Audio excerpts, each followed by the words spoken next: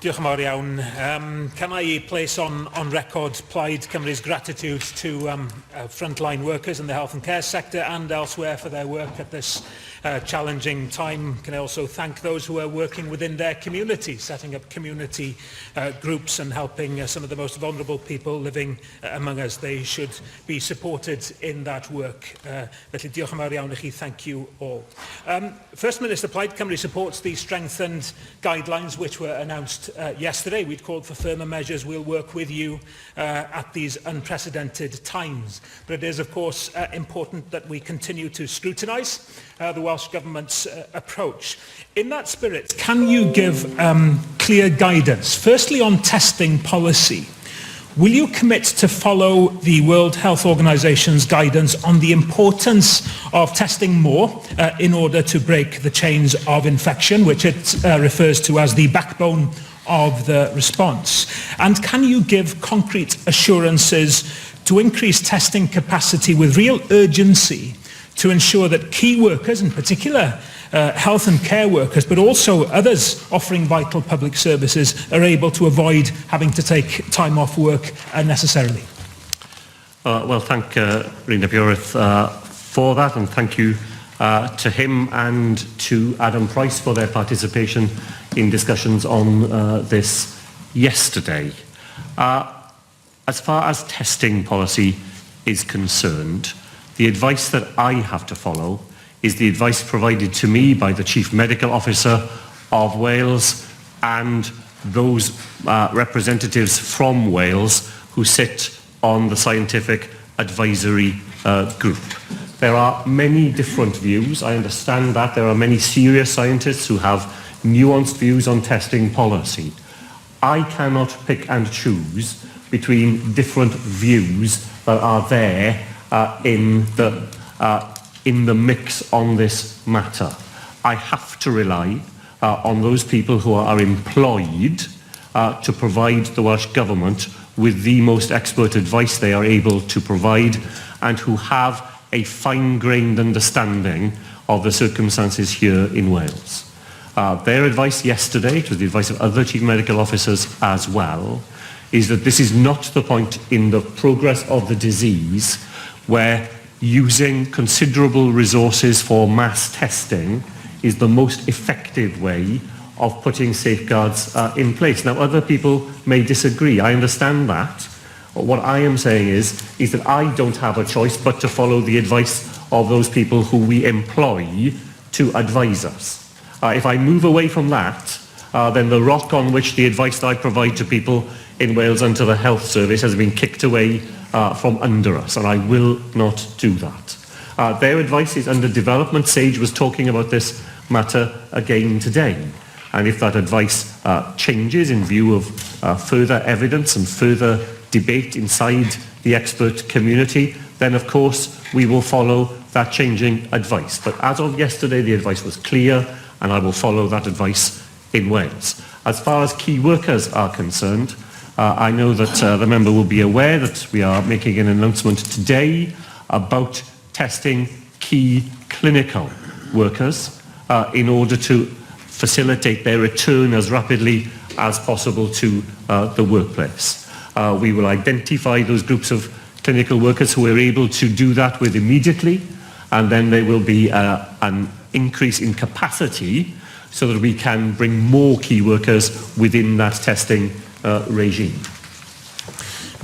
Diolch. I recognise certainly the role played by Sage, but I would appeal for the recognition of particular Welsh demographic factors when it comes to measuring the need here in Wales. To perhaps one of the big unanswered questions now, it looks increasingly likely that school closures is now a matter of when, not if. For teachers and parents, the question of when obviously is very, very important. It would have been good to have a statement from the Education Minister today, but in the absence of that and ahead of ministerial questions on education tomorrow, can I ask you to clarify a number of issues? Is it the working assumption now that schools will close sometime before the Easter break or afterwards?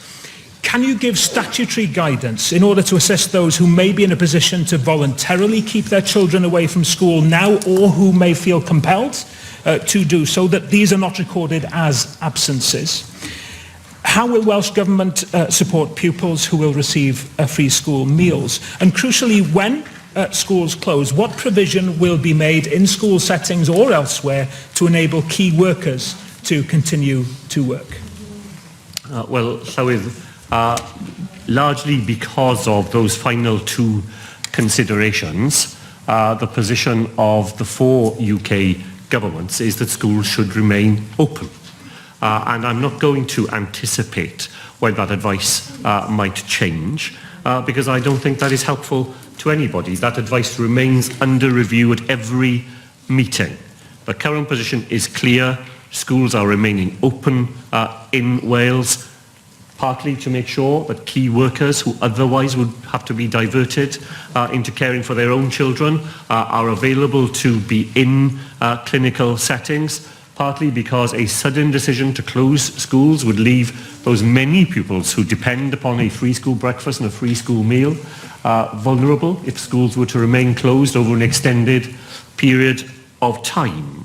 What I can provide the member and other members with an assurance of is this, that we are using the time that we have now while schools remain open in the way they do to plan for the future. So if we reach a point in the progress of this disease where closing schools becomes the right thing to do, we will have arrangements in place that will meet the needs of those children who rely on a meal in school for their general welfare, that we will have attended to the needs of key workers, and there are a number of other very important considerations in relation to schools. Those are actively under consideration here in Wales and elsewhere. For now, schools remain open. That is the clear advice to parents. Unless your child has an underlying medical condition, which means they should be at home, schools are open and available to them. Finally, as well as being a health risk, this is also developing into an extremely worrying time financially for individuals and businesses. One small business in my constituency has already reported revenue losses of £120,000, a small business, as a direct result of the virus. Another sees costs and losses mounting for his business to the extent that he can't see how he can afford to buy food for himself for much longer. Scotland has a COVID-19 helpline dedicated to a business. Can we, as a matter of urgency, have one in Wales? We should be following the lead of President Macron, I think, who has promised that no business will go under because of COVID-19. I know you will be in agreement with me that UK government should provide similar assurances, but if it delays, will you seek to act by, for example, asking for long-term borrowing powers, access to Treasury reserves? Businesses, the self-employed, workers in the gig economy, those on 0 hours contracts, there are many people feeling vulnerable or worse, and they now need more than ever to see firm and bold steps being taken by Welsh Government. Well, thank Rina Purith for those further questions. There is a dedicated helpline for businesses here in Wales. It is the Business Wales telephone helpline. We're using that helpline because it's already well known in the sector. There's no need to find something separate and new and different. Use the Business Wales helpline. It is set up to respond to people in these circumstances. On the wider points, of course, I agree with the points that Rina Purith has made. The impact of coronavirus on our economy is absolutely enormous. The efforts that are needed to combat it, to make sure that the economy remains solvent, that businesses that are viable today will still be viable after the crisis is over, and that individuals whose incomes are affected are provided with incomes now to see them through the crisis. All of those are very important points. All of them are covered in the letter that I sent earlier today to the Chancellor of the Exchequer in advance of what we are promised will be his statement later in the afternoon. This is classically the moment at which the levers that lie in the hands of the UK government, fiscal levers as well as monetary levers, are used, and are used in a way that is commensurate with the scale of the challenge that we face. Nobody wants a business that is viable today and will be viable afterwards to go out of business during the crisis. Nobody wants a livelihood and a family that is thriving today not to be able to go on thriving the other side of coronavirus. And it is to the UK government that we have to look to take the actions that will secure those futures.